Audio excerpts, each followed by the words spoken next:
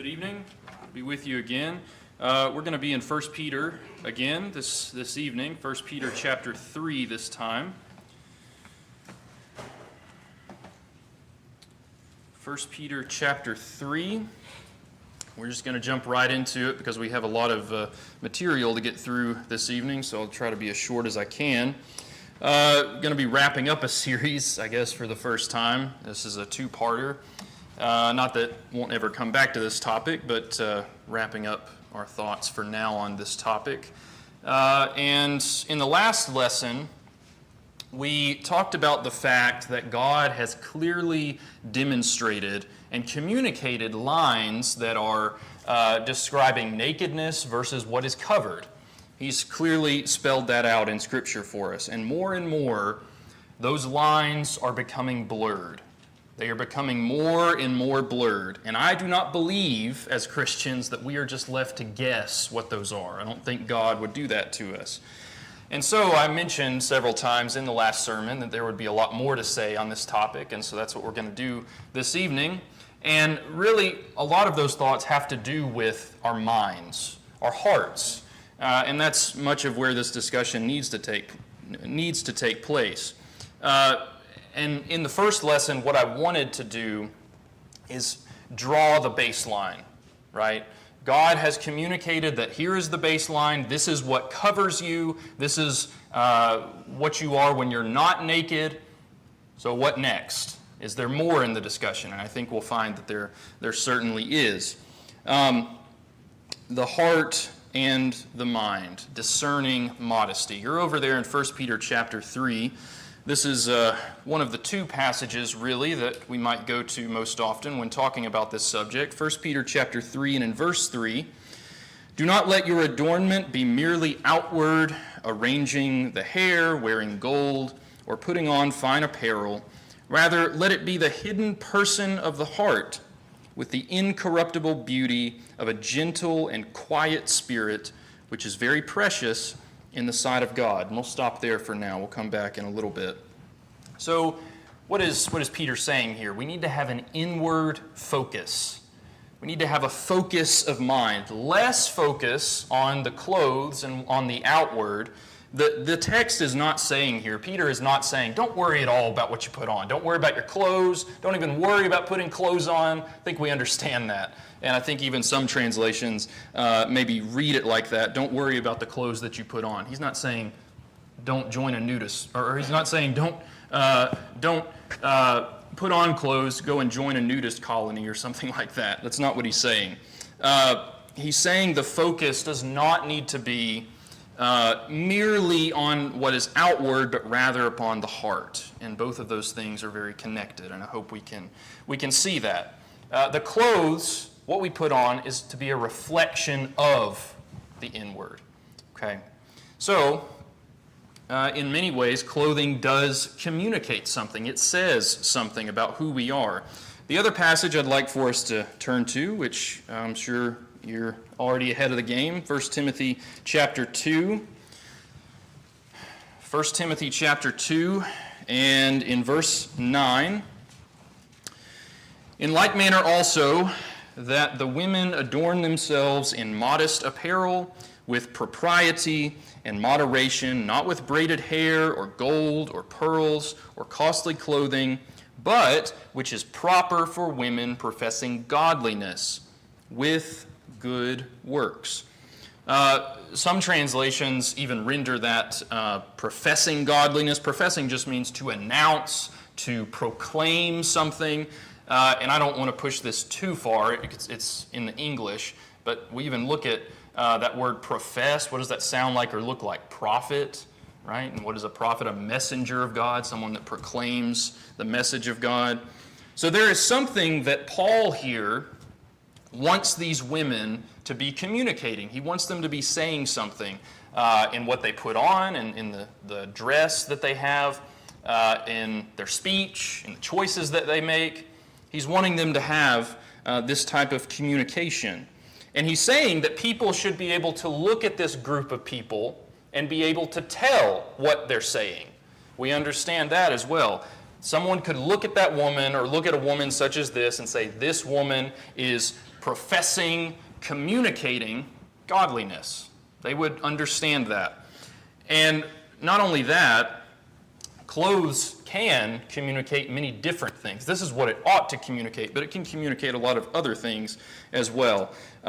Again, this is not an exhaustive list. These are just a few things that I think clothes communicate, and there may be others, but we'll cover these this evening. We again established in the last lesson that Scripture often uses metaphor or word pictures, or even as Jesus does in the Gospels, parables. And we talk about parables being a earthly story with a heavenly meaning, and that's a pretty good description. But even the metaphors and the word pictures, what's being talked about, they aren't real people that have lived and breathed. That type of person might exist, or that type of place might exist, and things of that nature. But as we're going to see here in Isaiah 52, and if you're not already turned over there, go ahead and do that.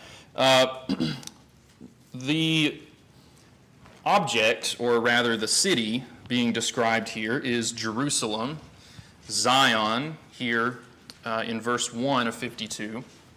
And Jerusalem is being told to put clothes on. Okay? We understand that a city cannot literally put clothes on. But the people that Isaiah was talking to understood what type of clothes were being described, and so this is a spiritual lesson, and they're to make that spiritual application. Isaiah 52 and in verse 1, "Awake, awake, put on your strength, O Zion, put on your beautiful garments, O Jerusalem, the holy city. For the uncircumcised and the unclean shall no longer come to you. Shake yourself from the dust, arise. Sit down, O Jerusalem. Loose yourself from the bonds of your neck, O captive daughter of Zion." So what's Isaiah saying here? The time for mourning has passed, the time for sackcloth and ashes, and it's time to put on your joyful clothes, your beautiful clothes. They had been wearing, or she, Jerusalem, the city, had been wearing garments that were indicative of mourning, and it's time to put on something else. Another place that we find this is over in Genesis 38. This would be really an infamous story, not so much famous, but very infamous, and many of the things that take place in this account. And if you remember, this is the account of Tamar. Tamar had already been married to a couple of Judah's sons at this point, and they have died because judgment has come against them. The Lord has punished them by killing them in a righteous judgment, and so now Tamar is a widow twice over at this point. And she had been wearing widow's garments, and then she changes into something else we see here. Genesis 38 in verse 14, "She took off her widow's garments, covered herself with a veil, and wrapped herself, and sat in an open place, which was on the way to Timnah. For she saw that Shelah was grown, and she was not given to him as a wife." And then we move down to verse 19. "So she arose and went away and laid aside her veil and put on the garments of her widowhood." So we get this swapping back and forth. So we get a clear picture of what the widow's garments are. They're for mourning.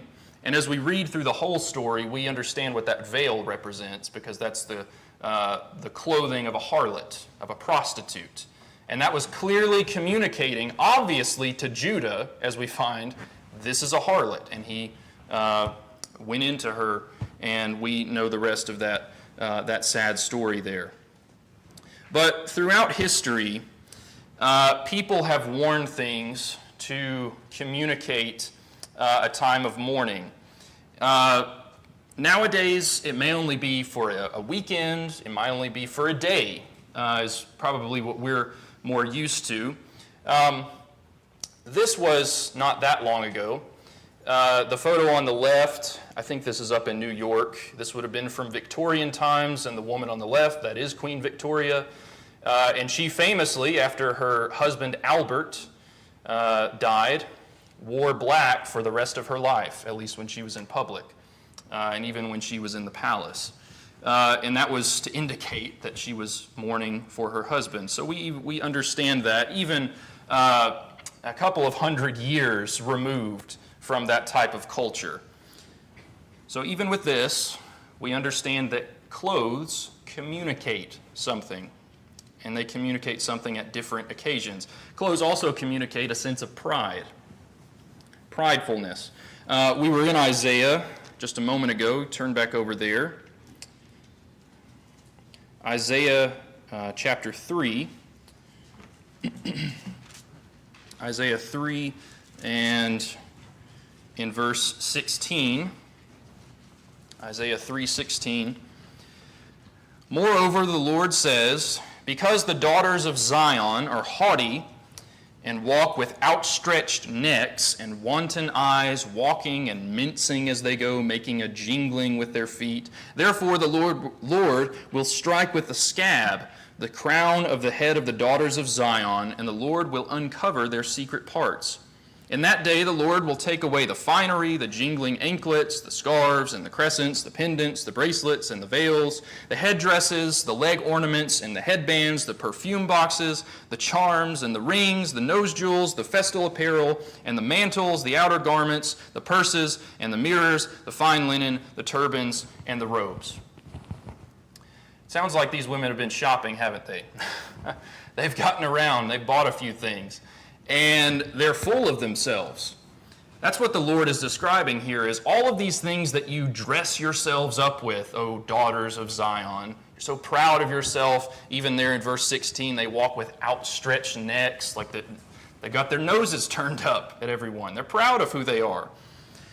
And they want everyone to know it.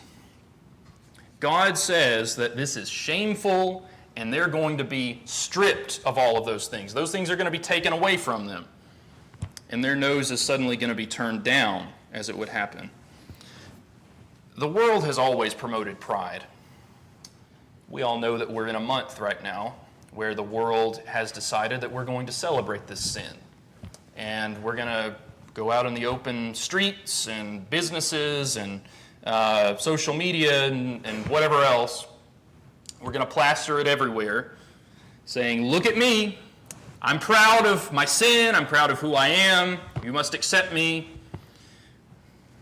And even beyond the homosexual nature of it, look at the outlandish things that I'm wearing. They want people to look at them.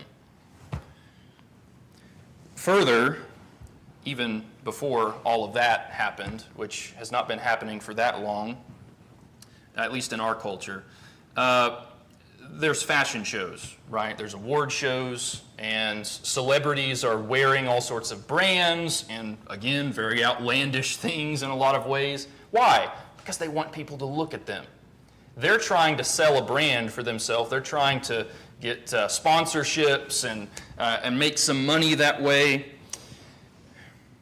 The stores want you to buy their clothes, want us to buy their clothes. And they try to sell it to us by saying, you are going to look so good in this. Can't you imagine how good you're going to look in this? So come to our store, and we can give you what you want. You're going to impress everybody with the way you look. I finished a book recently on the 4 different types of groups that colonized America to begin with, that came over from Great Britain, and it describes all of the ways in which these people lived, even when they were in Great Britain and when they then came over to America. And this is the garb of the Virginia look, even in the early 1700s, even late 1600s. And came across this quote, Virginia dressways. These Virginians are a very gentle, well-dressed people and look perhaps more at a man's outside than his inside. And then the author went on to say, the tone was set by the gentry or the nobility, or maybe even a step down from that, by the gentry of southern England, whose costume was designed to disparage, and also Timothy, which we'll get back to here in a moment. 1 Peter chapter 3, and in verse 5 now. For in this manner, in former times, the holy women who trusted in God also adorned themselves, being submissive to their own husbands. And then turn over to 1 Timothy chapter 2, now verse 11. 1 Timothy 2:11, let a woman learn in silence with all submission. Submissiveness, submission, is mentioned in both of these passages that are talking about the type of clothes that are to be put on. Women, you submit in these ways. We all, I would say, should dress in a submissive way to a certain extent. You think about this with men. How do men submit to leadership, to authority, right? We understand that. That might even come to it when it comes to the type of clothing that we put on. And when we use the phrase, or when someone uses the phrase, I don't want to follow the crowd. I just want to do me. I just want to do my own thing, and I want to be separate. That's all well and good if we're talking about not being a part of the worldly crowd, but I fear that oftentimes what folks are talking about are their own brethren. I don't want to be a part of that crowd. I want to look more like the world. This was the attitude back in the 60s, even bleeding into the 70s, and many of you, I'm just going to assume the young people know who this group is. Parents, you can tell them later if not. But these are the Beatles, right? And the Beatles were really at the head of that movement in the 60s, which was, we're going to stick it to the man. We're countercultural. This was right on the heels of World War II ending.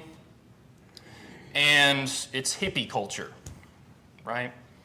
Where we're going to defy the man, we're going to go against the grain, and so forth. That message hasn't changed today, by the way. Abby and I, just last week, we were behind a car, and they had these signs in the back of their car.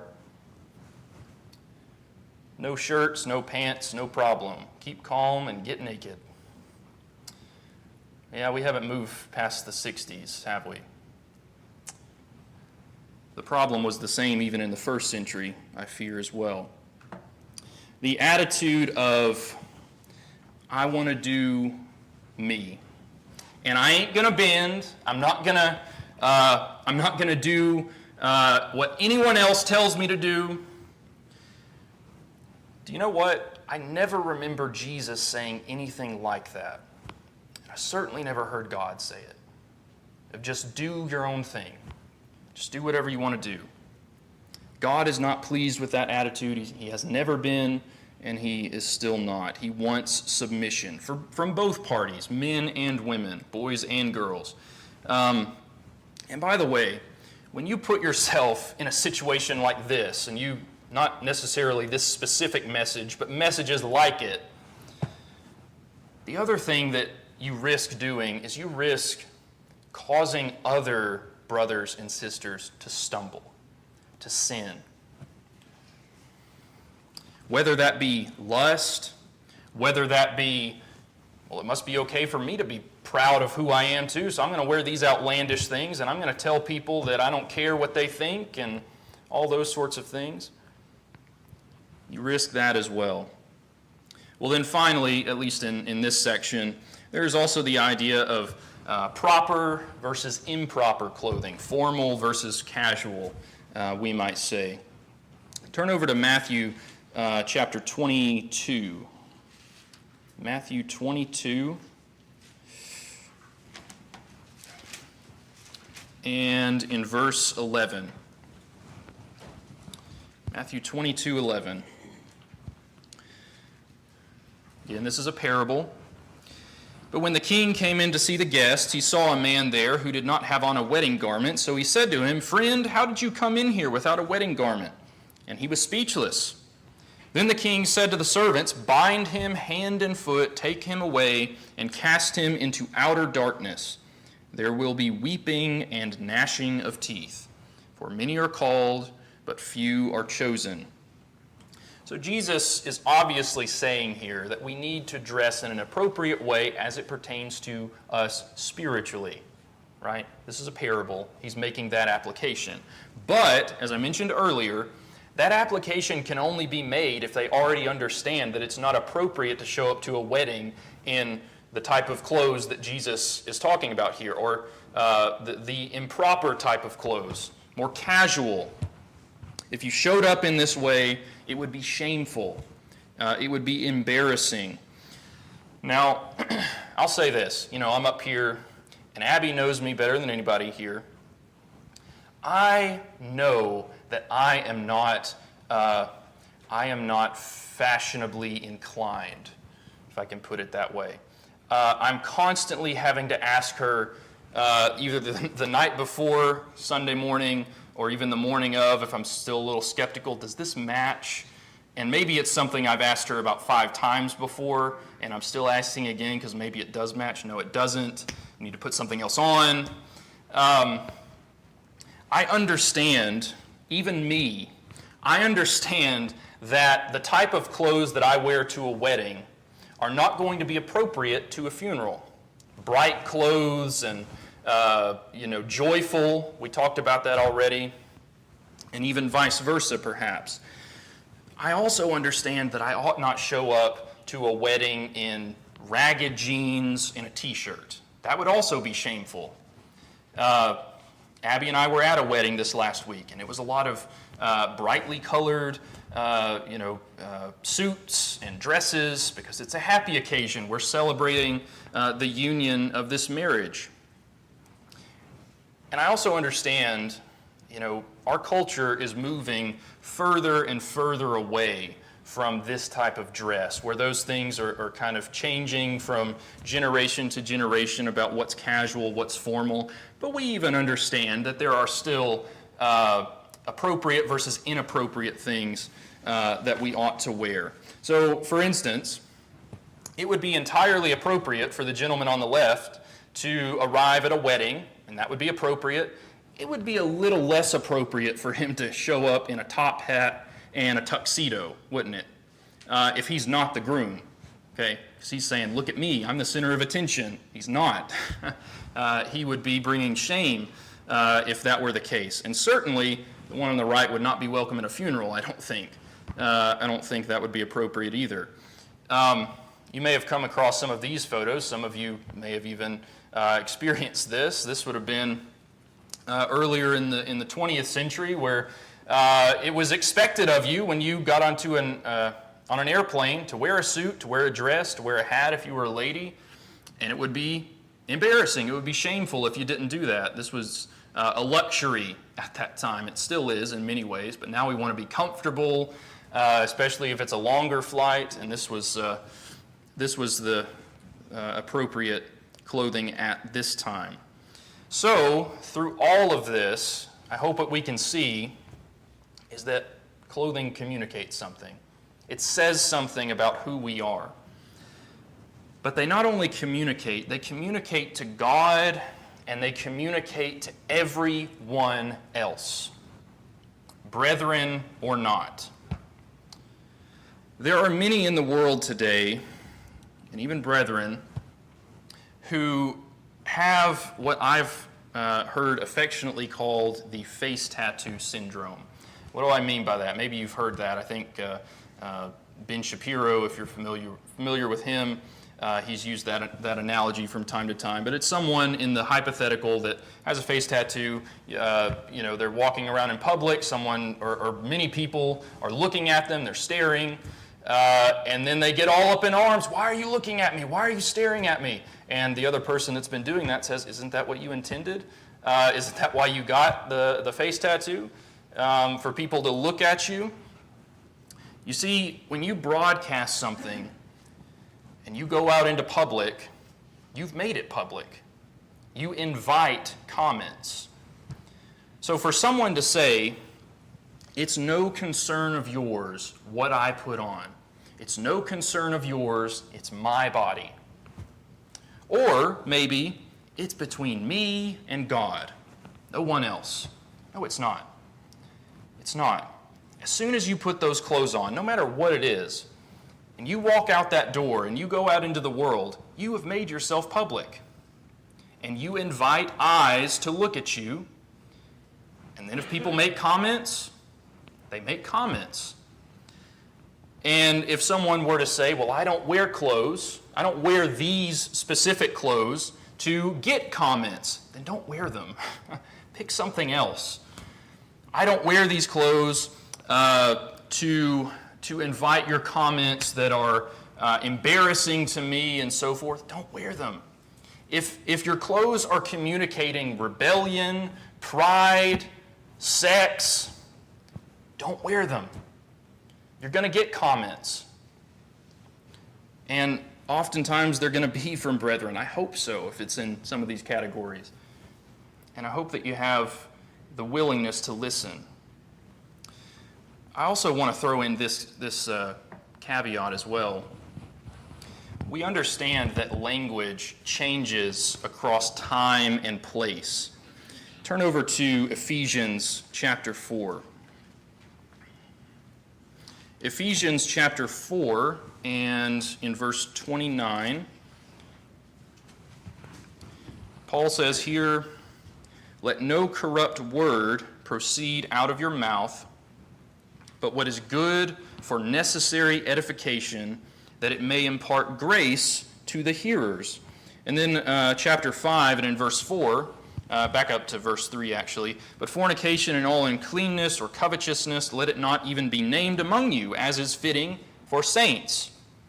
Neither filthiness, nor foolish talking, nor coarse jesting, which are not fitting, but rather giving of thanks." So just because language changes over time, because time changes culture, it doesn't mean that we're just left to guess what's acceptable and what's unacceptable. And we're not left up the creek and without a paddle about a great many things. Paul is talking about language here, but clothes as well. But I want to talk about language for a moment. The English language is incredibly frustrating to me sometimes. We have there, and there, all spelled different ways. You know how frustrating that is for someone that's learning the language for the first time, especially somebody that's coming to this country or to England or anywhere where the language is their first language. They're trying to learn that. It's incredibly frustrating. I distinctly remember, I don't remember what grade it was in, but I remember writing a book report, and by this time I'd read a lot of Tolkien, and I think it was probably The Hobbit that I had just read, published in 1937, okay, almost 100 years old. And he uses a lot of words that we just don't use today. One of those words was the word queer. That word meant something different in 1937 than it does today. And I used that word a few times in my book report, and at the age, I think I was fairly young, maybe 4th or 5th grade. And your parents proofread at that time, make sure you don't have any grammatical errors, and they come across that word and they say, "Gabel, you might want to change what you're saying here." Because I was just thinking, I'm using this word to mean something peculiar, something strange, because that's what that word used to mean. It still means that, really. But now, the LGBTQI+ has hijacked that word, and it means something very different now. Even the world recognizes that, talking about words, even certain words merit a PG-13 rating versus a PG rating, an R rating versus a PG-13 rating. If you use this many of that particular type of word, you have to put this rating on there. But you might see Christians going along saying, how can we know? How can we know what's right, what's wrong? Because culture changes. Time changes. And that word even used to mean something different back in the day. Okay, what does it mean today? It's vulgar, it's profanity, and it's unacceptable. Everyone else recognizes it, but you. So why use it? Even with this is a little more of a comical thing, but even words change in terms of geography. So Abby and I have watched, I think it's on YouTube only, and maybe in other places, but it's a couple of Brits that come over to America. They bring food back and give it to various groups, one of them being high schoolers, and they give these high schoolers American biscuits and gravy. Biscuits to the Brits means something very different. It's like a cookie for them, right? And so they say, biscuits and gravy, that sounds nasty. And then they eat it. Oh, this is marvelous. Where has this been all my life? And they understand. But we convert all of this to our study of clothing. One piece of clothing is not always going to translate the same from one culture to another, from one place to another. So for instance, going across the pond again, what do the Scots wear? The kilts. They wear the kilts a lot in their formal occasions, maybe at a funeral, maybe at a wedding, any sort of business, high-profile business meeting or event. I have some Scottish blood. They can keep it. I don't want it. I don't want to be seen in one. I don't want to be near one. If I can help it, I do not want any part with it. And so we understand that if you bring that over here, that's going to mean something a little different. It's going to look a little different. But with all of this, it requires discernment. It requires thinking. Think about what our clothes are saying. Turn over to Hebrews chapter 5. Hebrews 5, and in verse 14,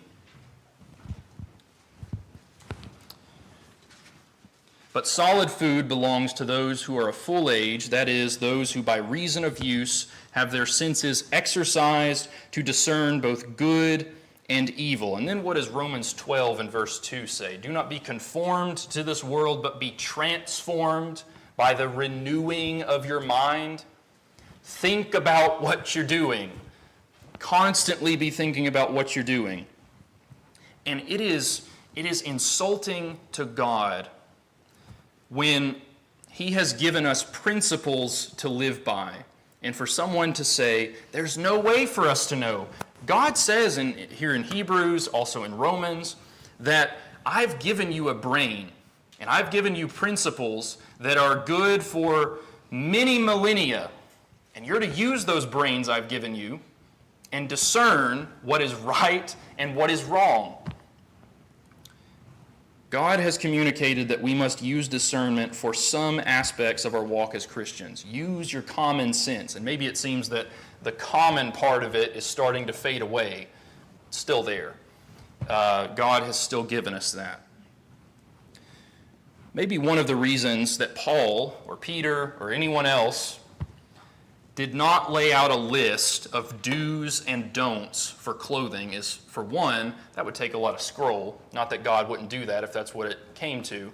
But more importantly, God knew that 2,000 years removed from the principles that God was laying down. We're talking about the other end of modesty now, not nakedness. Okay, we covered that in the last lesson.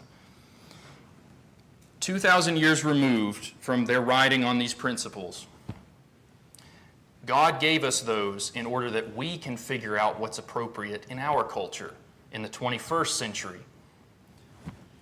Just like with language, if you use a curse word, it communicates something very specific, very vulgar, very profane. And if you wear a certain article of clothing, and you get a comment from someone saying, look, what you're wearing, it communicates rebellion, pride, sex. You might want to think about changing into something else, getting rid of that, whatever the case might be. Your clothes say this. And the person might say, well, I didn't mean that. I didn't mean to communicate that at all. Okay, but that's what it's saying. Okay? So you can't just say, I didn't know, and then just carry on and keep wearing it, because it means something different to me. Curse word is a curse word. Certain article of clothing communicates something very specific. And don't just use discernment yourself. You have other Christians that are saying this is what it's communicating, who are trying to say this is not appropriate. Don't just brush it off and go about your day. Think about what they're saying. Very quickly, to wrap up, there are a few questions that we need to answer when it comes to this topic. First of all, where is your beauty found? We've already read 1 Peter 3. You can look at that again as we go through this point. You know, stores advertise their clothing in a number of ways. I already mentioned this briefly. They say, if you want to look sexy, you wear this. If you want to look sassy, you wear this. If you want to show your friends that you have more money, come here. The one, I don't know if they still run this commercial, but was it Men's Warehouse back in at least the early 2000s? You're going to like the way you look. I guarantee it. Wasn't that the tagline?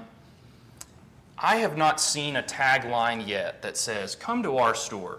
We have the best selection of what is gentle and quiet and submissive. You want to shop with us. The world knows that that's not the draw-in. They know exactly what they're doing.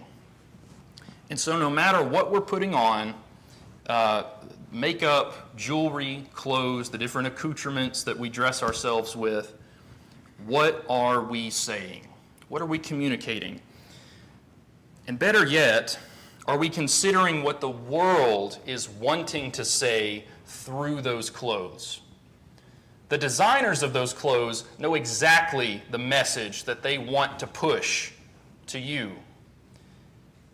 But then suddenly we say, no, it doesn't mean that. Everyone else says it does. Why are we saying any different? Now, I will say, this is the part of clothes, this is the part of modesty that's a little harder to deal with. Nakedness, we have those lines described for us. With modesty, we have to use our heads. But just because it's hard does not mean it's impossible for us. God said that we must do this. We must be discerning. And maybe I should have mentioned this at the beginning. That word modest or modesty, what does that mean? To not draw attention to oneself. That's what modesty is. So that can be nakedness, that can be clothes of pride, whatever it is. To not draw shame to oneself is another meaning. We all have a picture in our minds of someone who has decked themselves out with way too much. And they're trying to get people to look at them. They've gone way too far on the other end.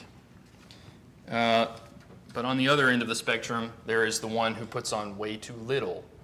Both of those trying to draw attention to themselves. So, are you begging for attention?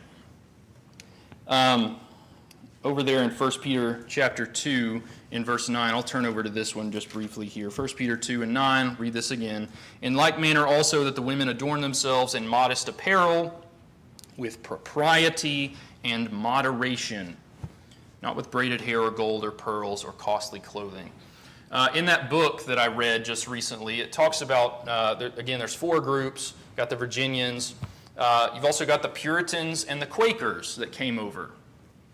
And both of those groups, though distinct, they both dressed, and I guess they still exist to some extent. They're not as large as they used to be. They dressed in very plain clothing. Only certain colors were acceptable. Only certain types of material were acceptable. Even certain cuts, they had to be hemmed to the inch to this particular fit. Otherwise, you would be found shameful. Now, we understand that this, and I'll go into detail here in a moment, this is extreme on the other end of we're gonna be just as really, quite frankly, ugly looking as possible because we don't want to draw attention to ourselves. But the fact of the matter is, they drew attention to themselves because we're saying, look how plain we are, you're not dressing right. They would be excommunicated if you were found in anything but that. So here in in this particular passage that I found, the idea of going plain in the world, and they use that phrase a lot, made its appearance during the first period of Quakerism as part of George Fox's gospel, and that would be the founder of Quakerism. His followers took up this teaching with high enthusiasm. In many a North Midland town, the visit of a Quaker evangelist was followed by an event called Burning of the Braveries, in which the people made a bonfire of their ribbons and silks. Ribbons and silks, can't wear them. We're having a bonfire. Not acceptable. Talking of women in particular, women were made by God to be the more beautiful part. Women are to look like women. There are distinctions there. The wife is to be made pleasing to the husband. We understand that. But so many who are not married, and even those that are, buy clothing that is made by the manufacturer, by the designer, to attract the opposite sex, to attract lustful eyes. This is another quote. This was not from this book. I found this in an article not long ago. Many clothes are symbols of those women who want to seduce a man. And the one who said that was Mary Quant, the designer of the miniskirt. These people know exactly what they're wanting to sell us. We have to be discerning, and we have to understand that we do not need to be a part of the world. We don't want to be a part of that. We want to dress in a way that does not play to either extreme. We just want to dress appropriately. We want to dress like saints, like Christians, like disciples of Christ. Now, I'll say there is a time where we need to be sticking out like a sore thumb, and we need to be drawing attention to ourselves. The only time that's appropriate is when we are in the midst of wickedness. I'm not saying you go and seek that out for yourself, whether that's the school dance or whether that's the club, whatever that might be. It's not going to have the intended effect. If you're going to say, I'm going to be in the midst of wickedness and I'm going to be dressed in a certain way, I'll be shining my light that way. I've seen it too many times. It does not work. The world will draw you in, and Satan will have his way. But if we happen to find ourselves in the midst of wickedness, we certainly would stick out. The final point, and I'll try to cover this quickly, this is maybe the most important one of all. Where does your loyalty lie? We haven't gotten to this in James yet, but in James chapter 4, in verse 4, he talks about the idea of friendship with the world versus friendship with God. If you make a friend of the world, then you are by default an enemy of God. You can't have it both ways. Jesus taught that too. You cannot serve God and mammon. You could fill in the blank with many other things there as well. So, are we looking to the quarterback? Are we looking to the pop singer, the rapper, the movie star, the fashion icon for what we're to put on? Or are we looking to the only designer that matters? That is God. For the young folks, do you find it much easier to accept advice on clothing and really, frankly, anything else from the world rather than God, rather than your parents? Which do you find easier? For the young folks, don't waste your life away with the opinions of the world, because they're going to keep changing. Probably even in 10 years, what was in fashion today is no longer going to be in fashion. And those things will certainly change. We need to let the wisdom of God guide us. And by the way, sometimes that wisdom is going to come from your parents, it may come from other Christians. Listen. Don't throw it away. To the parents, don't bend to the will of the child. Don't bend to the will of what your child wants. No matter what they say about what's in or out, what's fashionable or unfashionable, everyone else is doing it. That's probably been used since Cain and Abel. Everyone else is doing it. I've seen too many parents wanting to be a friend to their child when what they really need is a parent. They need a guide. Are we professing godliness? That's what we need to ask ourselves. God provided us the words to be able to discern what is pleasing and what is not for clothes and anything else we might involve ourselves in. And so our attitude with what we put on will be and needs to be a reflection of our hearts and of our minds. One passage I didn't mention, found in Isaiah, our God reigns. Does he reign in your life in every way? Are we going to submit, or are we going to kick and scream the whole way? I guarantee you submission is easier. It's far easier, and it'll be far less painful. If you're here this evening and you have not yet submitted to God, submitted to Christ, put on Christ, you can do that this very evening. If you have fallen away from Christ, you've gone after the things of the world, then you can come back this very evening as well. If you have a need, won't you come as we stand and as we sing?